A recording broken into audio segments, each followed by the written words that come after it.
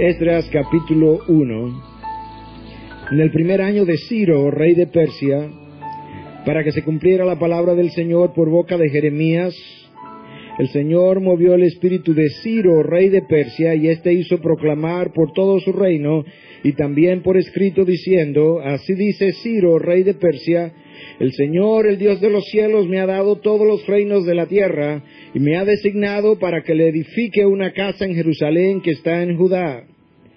Quien de entre todos vosotros pertenezca a su pueblo, sea su Dios con él, que suba a Jerusalén que está en Judá y edifique la casa del Señor, Dios de Israel. Él es el Dios que está en Jerusalén. Y a todo sobreviviente en cualquier lugar que habite, que los hombres de aquel lugar los ayuden con plata y oro, con bienes y ganado, junto con una ofrenda voluntaria para la casa de Dios que está en Jerusalén. Entonces se levantaron los jefes de las casas paternas de Judá y de Benjamín, y los sacerdotes y los levitas, y todos aquellos cuyo espíritu Dios había movido a subir para edificar la casa del Señor que está en Jerusalén. Y todos los que habitaban alrededor de ellos les ayudaron con objetos de plata, con oro, con bienes, con ganado y con objetos preciosos, además de todo lo que fue dado como ofrenda voluntaria. También el rey Ciro sacó los objetos de la casa del Señor que Nabucodonosor se había llevado de Jerusalén y había puesto en la casa de sus dioses. Ciro, rey de Persia, los hizo sacar por mano del tesorero Mitríades, que los dio contados a Sesbazar, príncipe de Judá.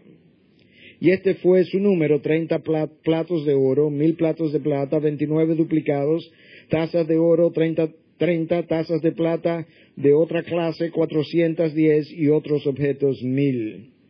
Todos los objetos de oro y de plata fueron 5400. Sesbazar los trajo todos con los desterrados que subieron de Babilonia a Jerusalén. Padre, gracias una vez más por tu palabra. Te pedimos que tú puedas hacer con nosotros, y de manera especial yo te pido por el predicador, Dios, que tú seas con él, que tú le dé claridad de ideas, que tú puedas poner su mente y su corazón en tu mente, Dios, que tú puedas guiarlo a través de esta nueva serie que hoy comenzamos, y en especial en este día a través de este primer mensaje, que nosotros podamos entender qué tú tienes que decirnos hoy, al comienzo de un nuevo año, al inicio de una nueva etapa, a nosotros como pueblo tuyo, que estamos en medio de tu obrar, en medio de tu trabajo. Tú no has terminado con nosotros, Dios, y qué bueno saber eso, que tú no estás terminado aún. Ayúdanos a contemplar en tu palabra lo que hasta ahora quizás no habíamos visto. En Cristo Jesús te lo pedimos. Amén. Bueno, decía que comenzamos una nueva serie, y es una serie que tiene que ver tanto con el libro de Esdras como con el libro de Nehemías. Y la razón es que estos dos libros cubren un periodo de tiempo muy similar. De hecho, en el canon judío, estos dos libros constituyen un solo libro, porque los hechos de Nehemías sucedieron a los hechos escritos en el libro de Esdras, y tienen ambos que ver con el retorno del pueblo judío a la ciudad de Jerusalén. Nosotros vamos a ver entonces cómo Dios usa a Esdras de una manera, a Nehemías de otra, a Zorobabel de otra.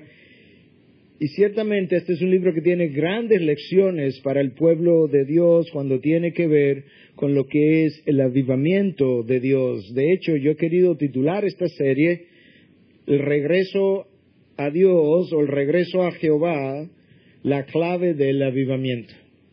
Precisamente por lo que estos dos libros van a describir, el retorno a Jerusalén no es más que un retorno a Jehová y un comienzo de un avivamiento. Es algo que Dios se ha propuesto hacer en medio de su pueblo. La temática del libro es precisamente esto: la restauración física y espiritual del pueblo de Dios. La restauración física al restaurar el templo, la ciudad y las murallas, y la restauración espiritual del pueblo de Dios. El autor de ambos libros, Esdras, aunque hay algunos debates sobre esto. El libro de Esdras, tengo que hacer cierta introducción hoy para que usted pueda situarse donde estamos. El libro de Esdras podemos dividirlos en dos secciones. Los primeros 6 capítulos tienen que ver con el primer retorno del pueblo judío a Jerusalén bajo la dirección de Zorobabel. La segunda mitad del capítulo 7 hasta el final tiene que ver con el segundo retorno bajo la dirección del mismo Esdras. Sin embargo, entre esas dos mitades, entre la primera mitad, capítulo 1 al 6, y la segunda, del 7 al 10, hay un intervalo de 58 años. Y durante esos 58 años ocurrieron los hechos descritos en el libro de Esther, que no estamos cubriendo en esta serie. Tan pronto el pueblo regresa a Jerusalén, lo primero que el pueblo se propone hacer, por dirección de Dios, es la reconstrucción del templo. Y sin embargo, tan pronto comenzó la reconstrucción del templo, hubo oposición hasta el punto que hubo que parar la reconstrucción del templo por 16 años. Al final de los 16 años, Dios levanta a Ageo y a Zacarías como profetas del pueblo. Él no elimina la oposición, no aminora la oposición, simplemente levanta hombres capaces de, por medio de su palabra, inyectar valor de nuevo en el pueblo de Dios para continuar el trabajo en medio de la oposición. Y yo creo que ahí hay una primera lección para nosotros, y es que nadie ha hecho el trabajo de Dios a la manera de Dios en el tiempo de Dios sin experimentar oposición.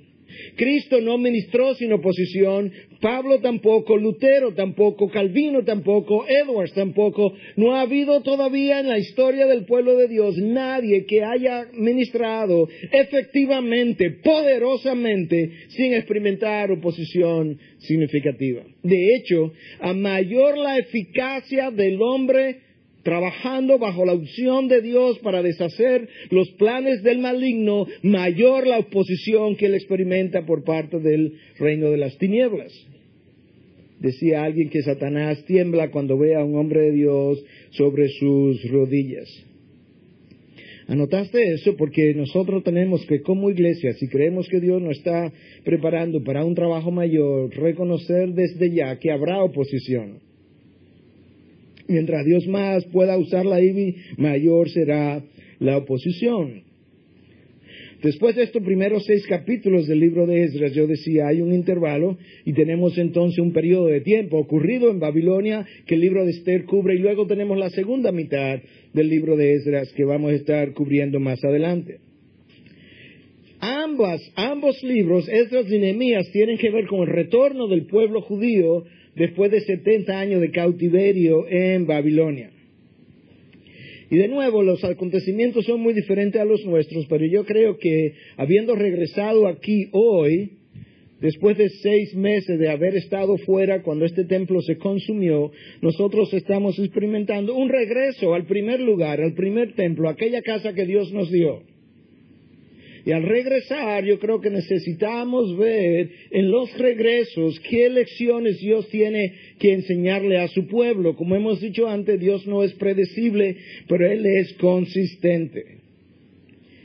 Y esta serie yo la he titulado precisamente El regreso a Dios, la clave del avivamiento. Nadie ha experimentado avivamiento en su vida, en una iglesia, en su familia, en una denominación o en una nación sin primero haber regresado al corazón de Dios.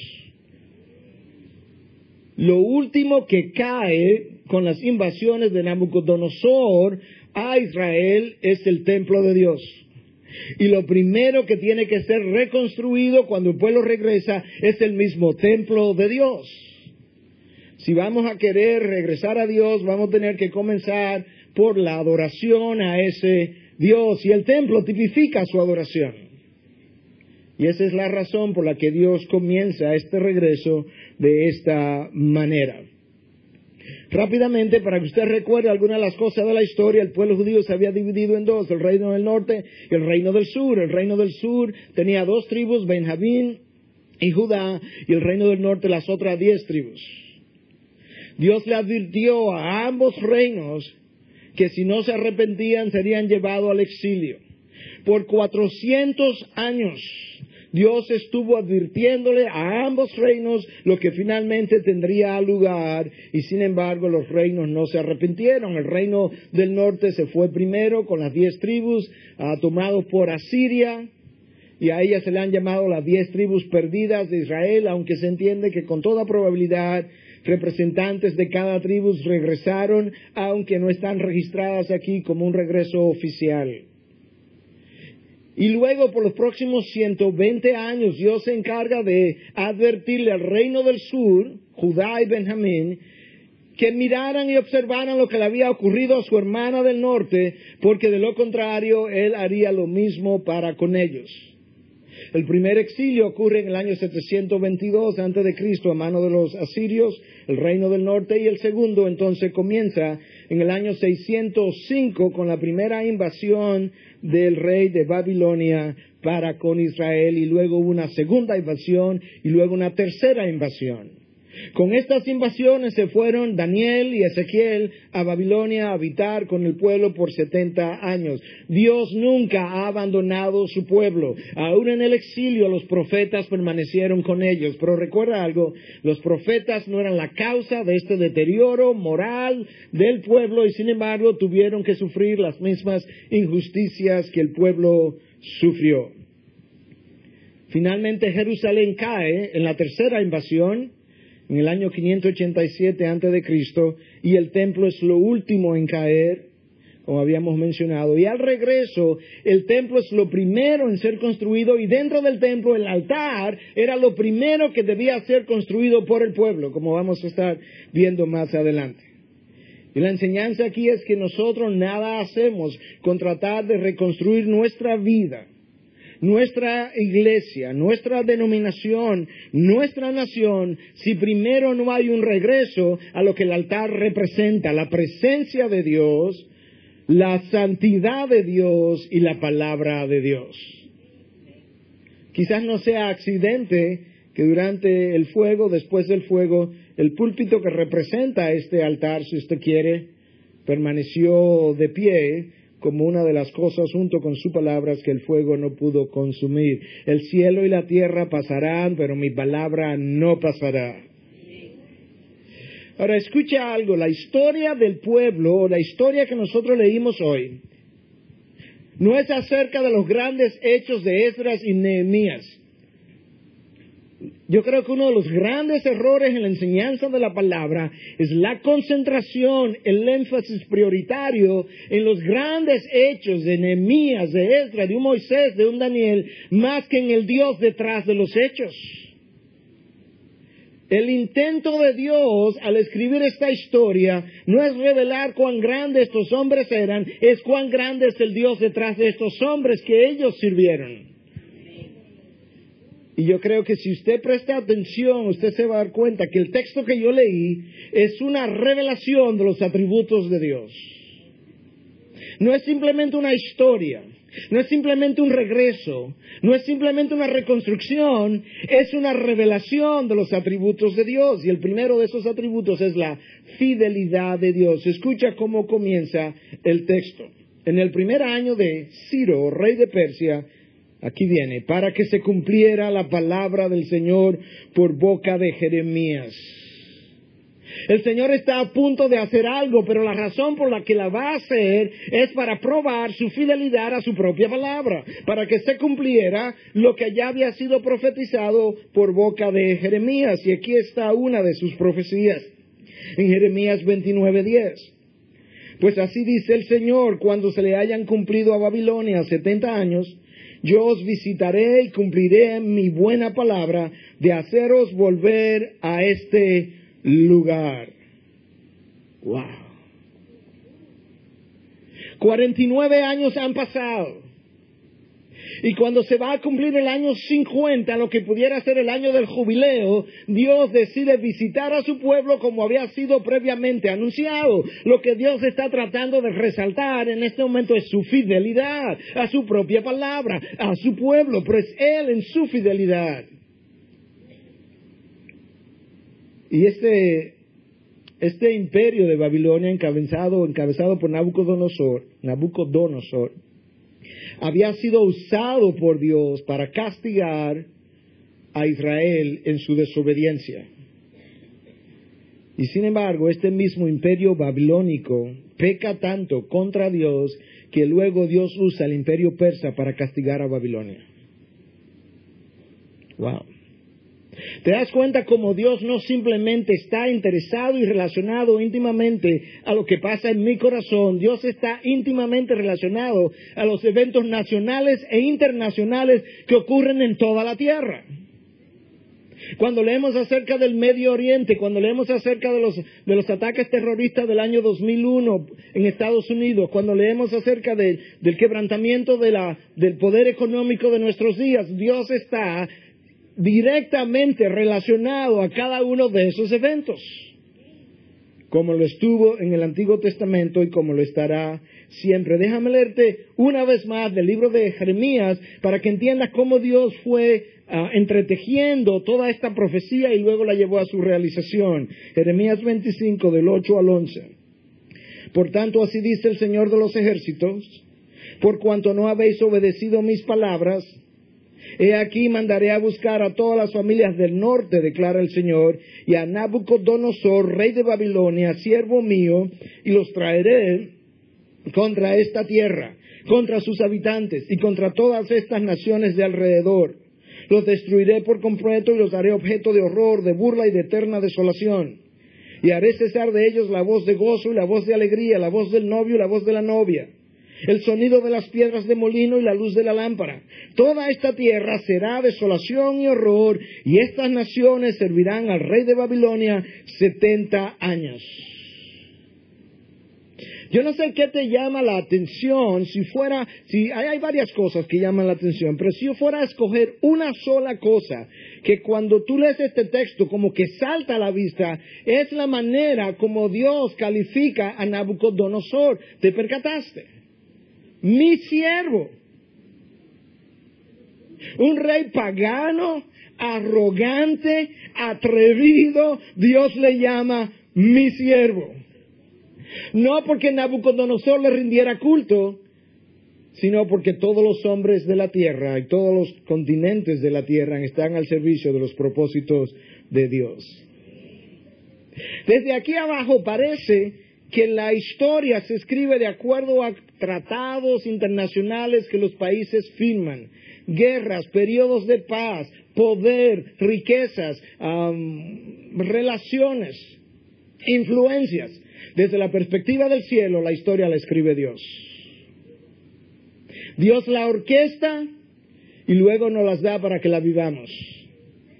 Y esto es una de las cosas que queda claramente visto en estos dos libros, el libro de Esdras y el libro de Nehemías. La vida es gobernada por Dios. Él pone y quita reyes, dice su palabra. Él es que quita la vida y Él es que da la vida. Él es que quema un templo y vuelve y lo reconstruye. Él es que hiere y Él es que sana. Él se reserva todos los derechos. Y la Biblia por completa es acerca del Dios de los cielos. El término Dios de los cielos es usado en el libro de Esdras más que en cualquier otro libro de toda la Biblia, 9 veces. Para demostrar el poder, el control, el gobierno que este Dios tiene sobre los países del mundo y sobre todo el globo terráqueo. Babilonia conquista el reino del norte, pecó, y como decía, y el rey de Persia conquista a Babilonia y le castiga como Dios le había ordenado. El libro de Daniel tiene ese relato. Usted lo puede leer en una sola noche, mientras bailaban, danzaban y usaban los vasos de oro del templo, fueron mandados a ser sacados para beber en ellos. El reino de Persia vino y los invadió a oscura. No tengo tiempo para entrar en los detalles históricos y de cómo lo hicieron, cómo bypassearon, o mejor dicho, desviaron el agua que rodeaba la ciudad como protección y lo invadieron, y esa noche cayó el reino de Babilonia, tal cual Daniel le había profetizado que ocurriría. Ahora, ¿qué iba a ocurrir después de los 70 años? Escucha Jeremías 25, a partir del versículo 12. Después que se hayan cumplido los 70 años, castigaré al rey de Babilonia. ¿Escuchaste? Babilonia es usado para castigar a Israel, y él dice, después que se hayan cumplido los 70 años, castigaré al rey de Babilonia y a esa nación por su iniquidad, declara el Señor.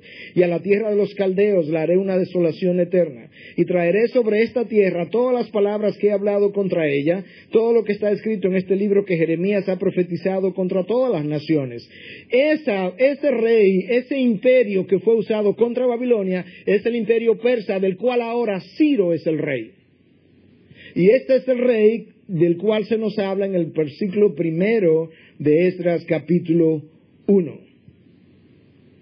Y en todo esto tú puedes ver un segundo atributo de Dios.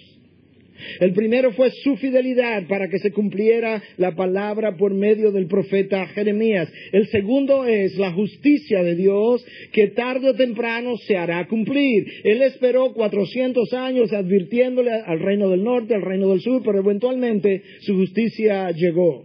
Él esperó 70 años en Babilonia para terminar de hacer justicia, y hoy en día está esperando para volver a hacer justicia. Pero si hay algo que está claro, es que la justicia de Dios no puede ser ignorada, no puede ser bypaseada, no puede ser violentada. Dios hará lo que hará por medio de su justicia para reivindicar su nombre.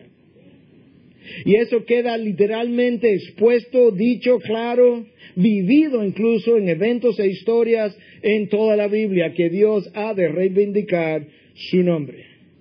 Primero tú ves su fidelidad, segundo tú ves su justicia, en tercer lugar yo quiero que veamos la soberanía de Dios sobre el corazón de los hombres. Y el Señor movió el espíritu de Ciro, rey de Persia, y éste hizo proclamar por todo su reino y también por escrito diciendo, así dice Ciro, rey de Persia, el Señor, el Dios de los cielos, me ha dado todos los reinos de la tierra y me ha designado para que le edifique una casa en Jerusalén que está en Judá. Dios toma la iniciativa. El Señor movió el corazón de Ciro. En todas las ocasiones, Dios es quien toma la iniciativa. Si Dios no hubiese tomado la iniciativa de abrir el corazón nuestro, abrirnos el entendimiento, moverse en él, nosotros estuviéramos hoy en el mismo lugar donde estábamos el día en que Él nos encontró.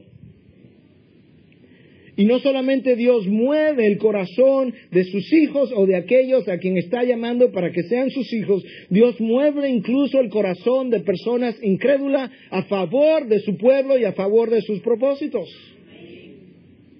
Dios movió el corazón de Ciro.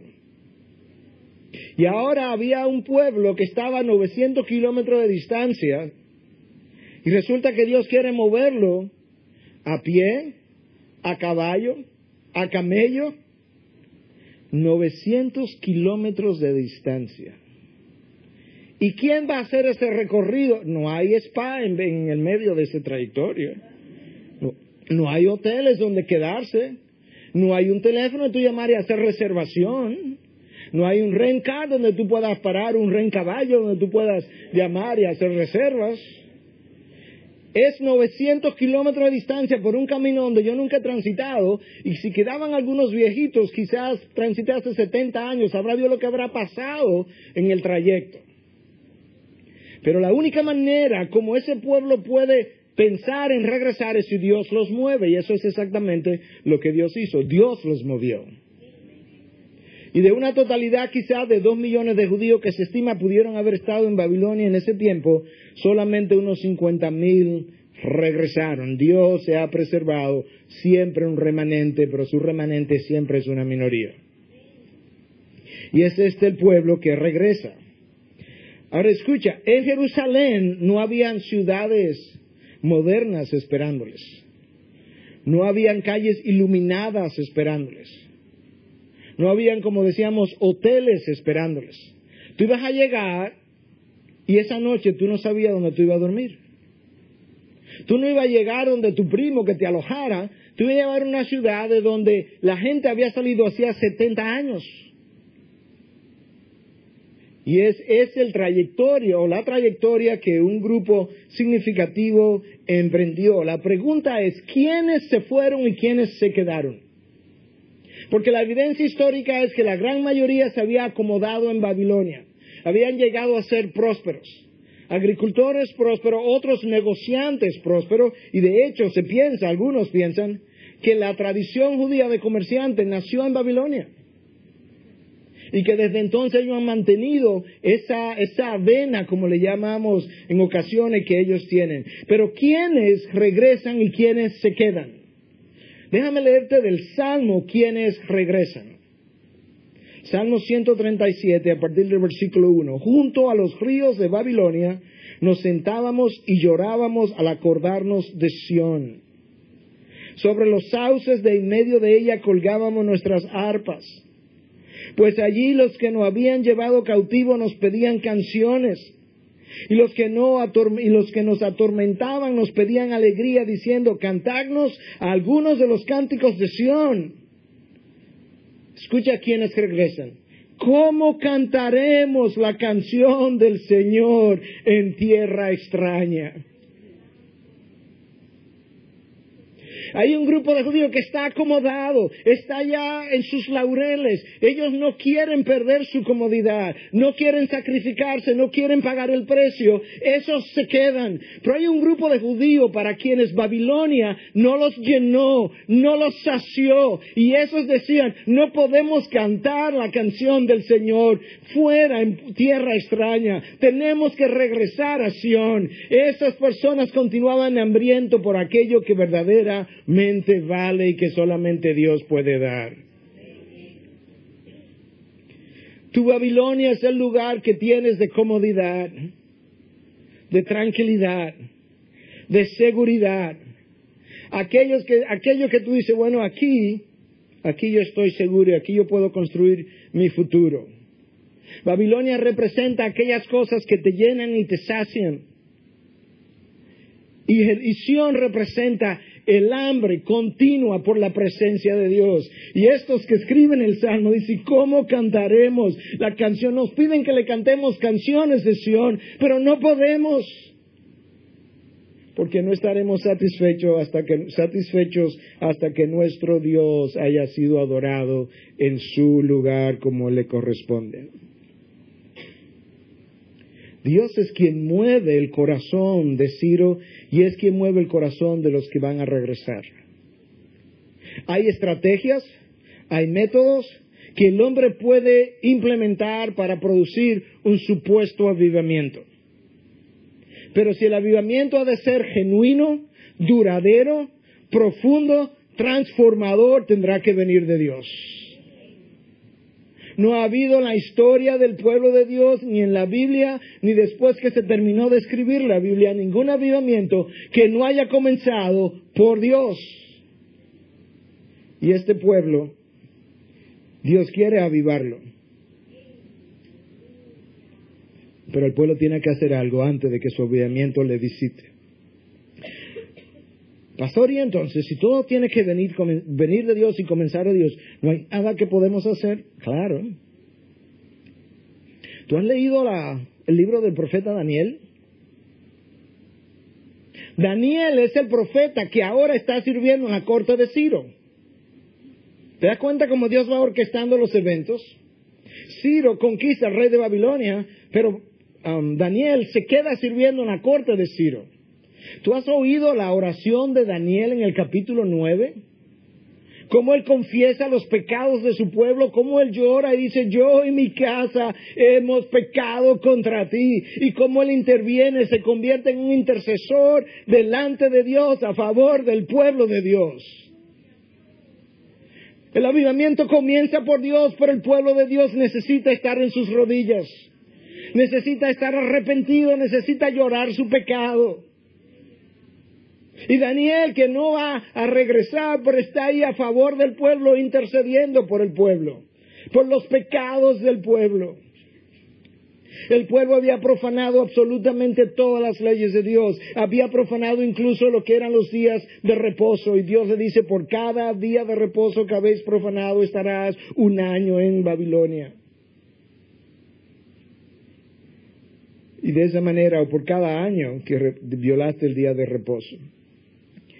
La tradición judía dice que Daniel Obviamente esto no está escrito en la Biblia, pero la tradición judía dice que Daniel fue donde el rey Ciro y le presentó la profecía que Dios había hecho con relación a él 150 años atrás por medio de Isaías, de cuándo Dios movería el corazón de Ciro.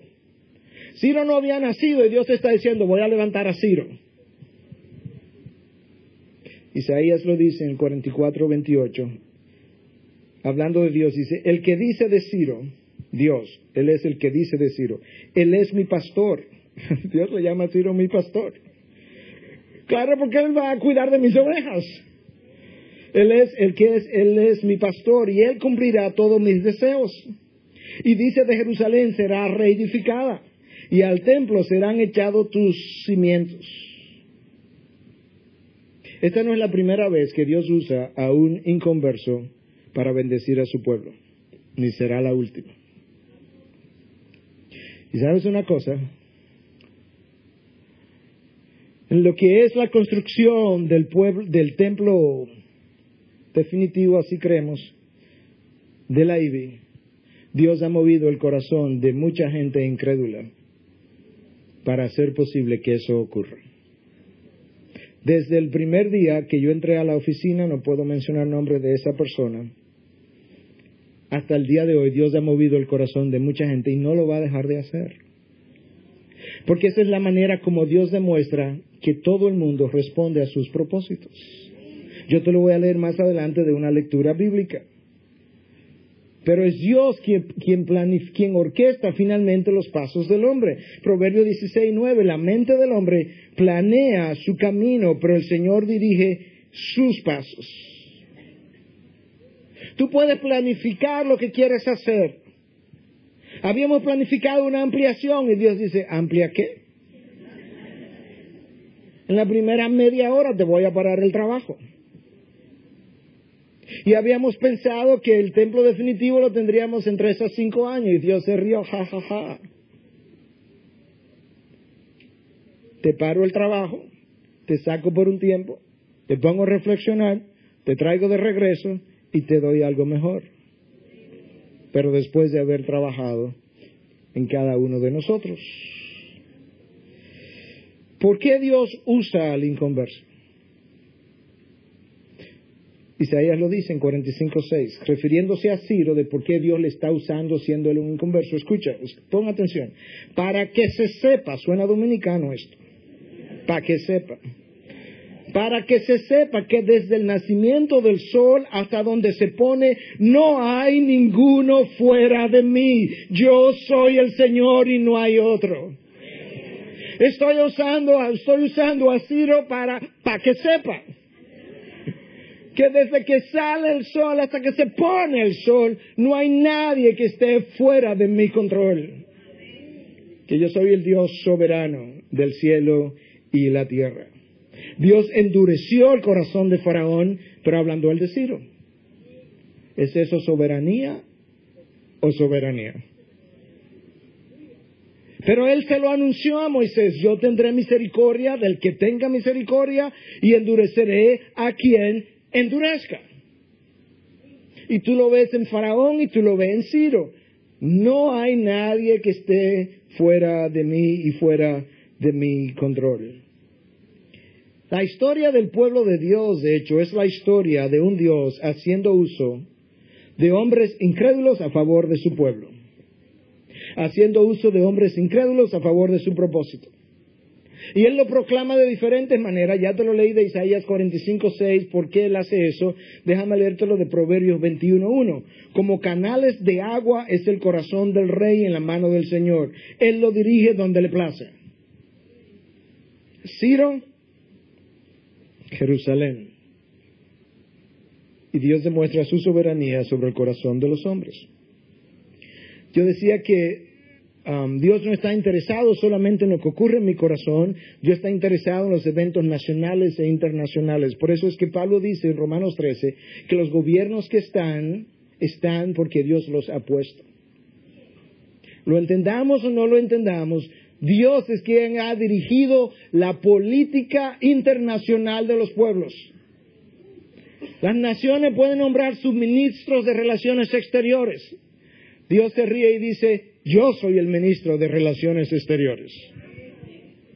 Y yo orquesto la historia de los pueblos conforme a mis eventos.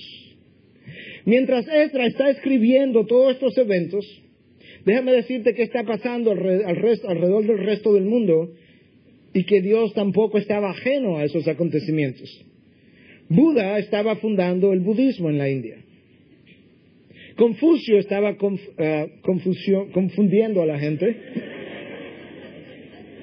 en la China. Y Sócrates sembrando la mentira en Grecia. Todo a la vez. Esdras en el Medio Oriente, Confucio en China, Buda en la India y Sócrates en Grecia. Y nada de eso escapó al control de Dios. Cristo no había venido y ya Satanás estaba haciendo estragos en esos países. Sembrando la mentira, sembrando el error en la mente y el corazón del hombre. Pero en el Medio Oriente, alrededor del cual, ese pedacito de tierra, alrededor del cual se ha orquestado la historia del mundo y se continúa orquestando, en el Medio Oriente hay un escriba llamado Esdras que está reportando, recogiendo los acontecimientos que verdaderamente tendrán importancia desde el punto de vista de la eternidad.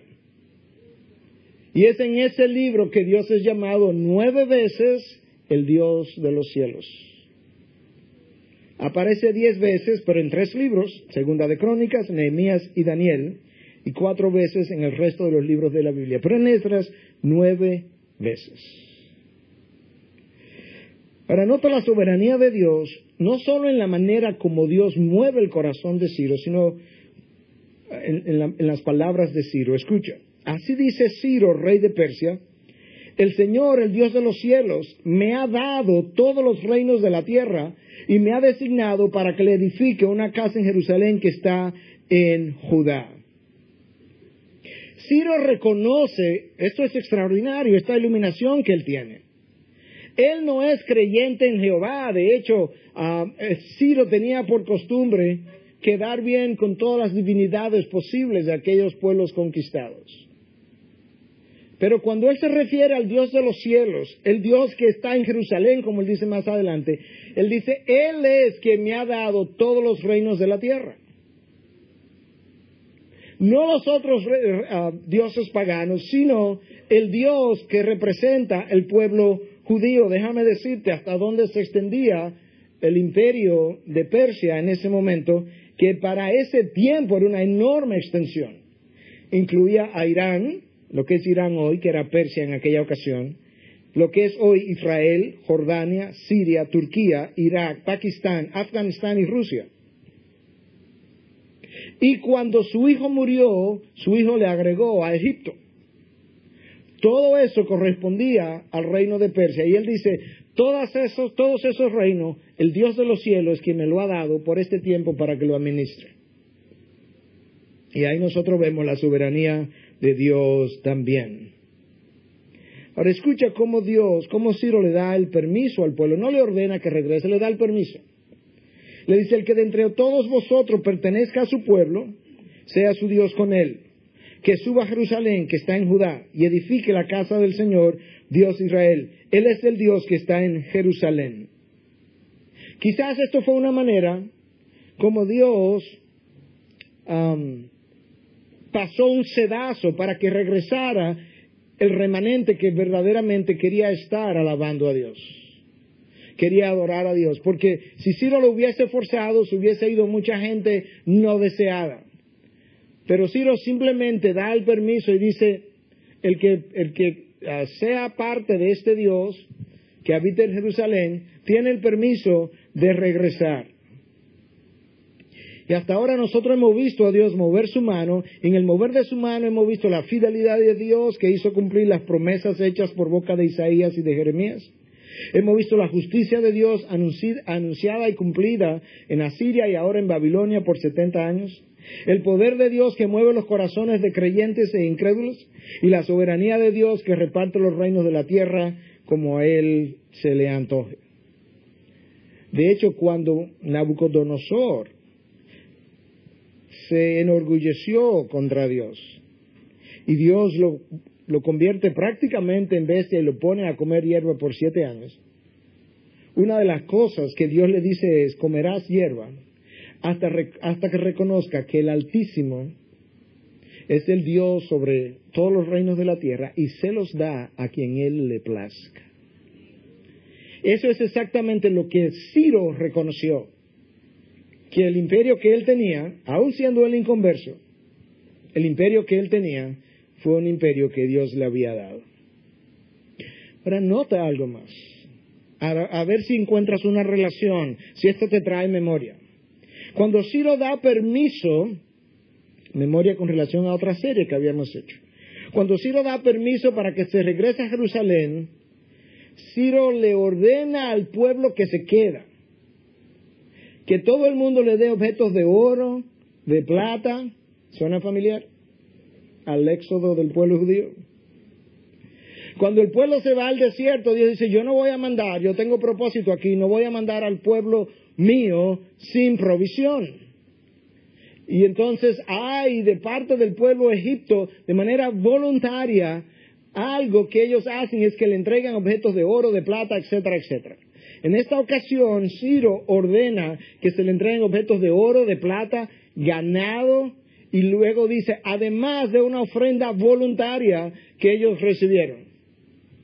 Y ordena que se traigan todas las vasijas del templo que habían sido sacadas, que Nabucodonosor había traído de Jerusalén hasta Babilonia, y que se las regresen. 5,000 y tantos objetos eran el total de ellos. Y ahí hay un principio. Y es que Dios provee para suplir las promesas que Él hace. Algunos de ustedes me han oído decir en más de una ocasión, cuando estamos quizás en medio de una, quizás no dificultad, pero determinando algo, si se debe o no se debe, se puede o no se puede, que en ocasiones me han oído decir, aquí hay una sola pregunta que responder, y es si es o no la voluntad de Dios. Una vez eso pueda ser determinado en su tiempo, en su forma, Dios proveerá para suplir lo que corresponde a su propósito, para suplir las promesas que Él hace. Y en este caso, Dios no solamente proveyó las cosas materiales necesarias para regresar, proveyó a Zorobabel como un líder inicial, proveyó a Nehemías como gobernador, a Esdras como escriba y a Josué como sumo sacerdote. Dios provee cada hombre para cada necesidad. Y debemos recordar eso, porque en ocasiones cuando la iglesia está creciendo y nos falta alguien aquí o nos falta alguien allí y tú comienzas a desesperarte, recuerda que si caminamos al paso de Dios, Dios proveerá cada persona para cada necesidad. Como lo hizo con este pueblo, como lo ha hecho a lo largo de la historia bíblica. Uno de los nombres más conocidos de Dios, Jehová Jireh. Dios proveerá. Que es exactamente la historia de Abraham en Génesis 22, cuando su hijo le pregunta, ¿y dónde está el carnero, el cordero? Le dice, Jehová Jireh, Dios proveerá. En la medida en que nosotros nos abocamos en un futuro cercano a la construcción de un templo futuro, recuerda que si estamos en medio de la voluntad de Dios, Jehová Jireh, Dios proveerá. Él hará provisión. Dios frecuentemente no nos llena las necesidades de antemano, Él nos llena las necesidades cuando la necesidad necesita ser llenada. Hudson Taylor decía, el gran misionero que se fue a China, decía que el trabajo de Dios, hecho a la manera de Dios, no carecerá del apoyo de Dios. El trabajo de Dios, hecho a la manera de Dios, no carecerá del apoyo de Dios. Ahora, en el texto que yo leí, nota algo más. Y es que dice que hay un grupo de personas que regresan, pero son aquellos que han sido movidos por el poder de Dios. Y a todo sobreviviente en cualquier lugar que habite, que los hombres de aquel lugar los ayuden con plata y oro, con bienes y ganado, junto con una ofrenda voluntaria para la casa de Dios que está en Jerusalén. Entonces se levantaron los jefes de las casas paternas de Judá y de Benjamín, y los sacerdotes y los levitas, mira quiénes más se levantaron. Y todos aquellos cuyo espíritu Dios había movido a subir para edificar la casa del Señor que está en Jerusalén. ¿Te das cuenta que todo comienza por Dios? Los primeros en pararse fueron las cabezas de los levitas y de la tribu de Benjamín, de la Judá, de la tribu de Judá, de la tribu de Benjamín, y los levitas como le correspondía porque ellos eran los sacerdotes. Y yo creo que hay un principio de aplicación también. Si nuestra iglesia, si nuestras familias han de ser avivadas, los primeros llamados a pararse son sus cabezas. Y esos son sus maridos, sus esposos. No es posible que la familia sea avivada mientras su cabeza está apagada. Cuando esa cabeza, sobre todo, corresponde a un hijo de Dios. Nosotros tenemos un enorme reto, es un reto que lo tienen todas las iglesias y que no terminará nunca, y es que las cabezas que representan su familia necesitan ser el líder espiritual de su hogar. Y de la misma manera que las cabezas de la tribu de Benjamín y la tribu de Judá se levantan, de esa igual manera, las cabezas de sus familias, los hombres que les representan deben ser los primeros en levantarse de tal manera que el resto de la familia pueda disfrutar de los beneficios de Dios. Todo comienza por Dios, pero hay un trabajo que a nosotros nos toca hacer. Daniel hizo el suyo, Esdras, Zorobabel, Nehemías, Josué hicieron el suyo. Queda por verse si cada uno de nosotros hará el suyo. Pero yo creo que esto es un buen momento. Un buen momento de nosotros tomar las lecciones que el pueblo de Israel aprendió en su retorno y aplicarlas a nuestras vidas. Y caminar por el mismo trayecto que ellos caminaron, excepto cuando volvieron a desviarse lamentablemente del camino de Dios. Increíble esto. Que después de venir desde Babilonia, 900 kilómetros, todavía apareció un grupo que quiso volver a deshonrar a Dios. Oye lo que estos 70 años hicieron, de una vez y para siempre, y el pueblo judío jamás ha vuelto a caminar por ahí. La idolatría se terminó. La idolatría que tanto acosó al pueblo judío. La idolatría de las tribus aledañas, que ellos estaban supuestos a deshacerse de ellas, a expulsarlas, y que nunca terminaron de hacer, y que calcomió el tuétano de los huesos espirituales del pueblo. Cuando el pueblo regresa de Babilonia, esa idolatría desapareció hasta el día de hoy.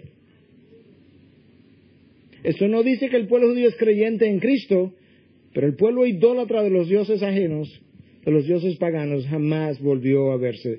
El pueblo había sido purgado de su idolatría. Y yo decía, y cierro con esto, con una manera de observación, aplicación. Predicaba el domingo pasado en una iglesia en Miami. Le decía, los vaticinios de que la economía norteamericana comenzará a tomar cierta, no vitalidad, pero ciertos indicios de que va a arrancar. Quizá ya para el año 2010 comiencen a verse, este es un año difícil, pero el 2010 será mejor. Y yo decía, la crisis financiera es una crisis de integridad, es una crisis moral, es una crisis de pecado que tiene años caminando. Y eso no va a ser purgado en un año. El pecado de los pueblos toma años, el pecado acumulado por años toma años en purgarlo. El pueblo judío está ahí para mostrar la realidad de lo que anuncio. De esa misma manera, nosotros que somos su pueblo, conociendo su fidelidad, su poder, su soberanía, nada hacemos desesperándonos cuando leemos los periódicos o oímos las noticias. Simplemente tenemos que descansar en la fidelidad, en el poder, la gracia, la soberanía del Dios a quien le servimos.